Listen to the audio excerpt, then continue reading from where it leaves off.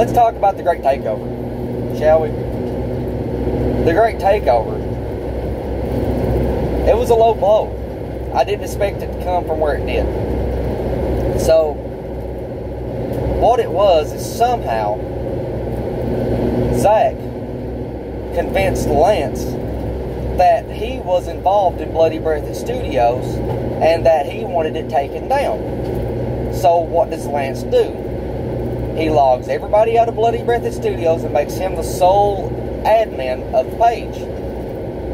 So I figured this out, so I went to talk to Lance one-on-one. And he set it to delete the page right in front of me to avoid any kind of conflicts.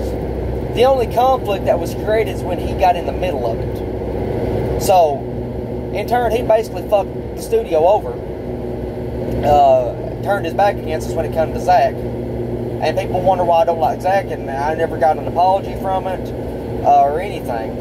And the bad blood, and I'll talk more about it in detail later, but the bad blood between me and Zach started over a fucking guitar case of when he practiced with Save Insanity that he accused of me stealing. Now, anybody knows I rarely take my fucking guitars in cases, okay? Like, not to be, like, careless or anything, but we always have to put them in, like, smaller cars and shit, okay? A case takes up more room than just a single guitar. So as long as you're careful with the guitar, then you should be fine. And me, I don't care if it gets a little scratch on. There's only certain guitars I really care about, and those come with their own cases. So as far as this stolen case that was stolen, I don't know where that ever came from. But that's the stem of it. Anyway, back to the Great Takeover. If I had it to do over, and I'm going to tell you this right now, I would have knocked his ass out and went over there and undone it.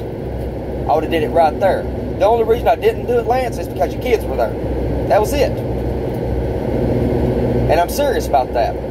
You had no involvement with BBS at the time. You had no say-so over it. You interjected yourself back in here all because I never took you off as an administrator because I wanted you involved in some way, shape, or form to see what we was doing. Not involved in you make decisions. So when you sided with Zach, someone that didn't have no involvement with BBS whatsoever, you turned your back on me. And in turn, it created a hostility between me and you. And for the longest time, I never talked to you again. And that's why. And I'm not ashamed to say it on live. Because you did me wrong, Zach did me wrong, and not only did you do me wrong, you did Tyler wrong. Because Tyler was still in the studio at the time. So all the stuff that was saved on the Facebook channel, now that was gone too. Between the Great Takeover and the Great Collapse, it just kind of screwed the studio over at the beginnings. So we had to make new beginnings. It's absolutely absurd that they did that. Anyway, that's in the past. I want to say sole ownership, but I don't. Me and Stacey has sole ownership of it. But I don't have to worry about her turning her back on somebody that she's never met and siding against me.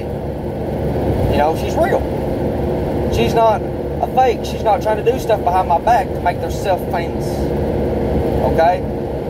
Lance, you already had your own studio at the time, Blazer Transfusion, which is, you can't call it a studio because you never recorded any bands, you just kind of recorded little demos of yourself. So, why didn't you just revert back to Blazing Transfusion instead of screwing up Bloody Breath Studios, you know, at the beginnings? You know, we lost a lot of the very first stuff. We lost our very first concert. And I'll tell it to you in detail, since it's related to this. You know, every time I think of that, I think of this. Our first concert was a live performance by an artist that we had called Beans. Now, Beans is Brian McIntosh. Brian McIntosh was the first singer of Whiplash who didn't take it seriously. So when he said, hey, I'm doing rap now, I figured I'd give him a chance to expand our genres. And he did take it seriously, and he rapped.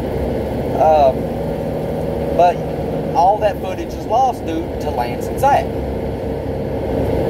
It is what it is. You know you did me wrong.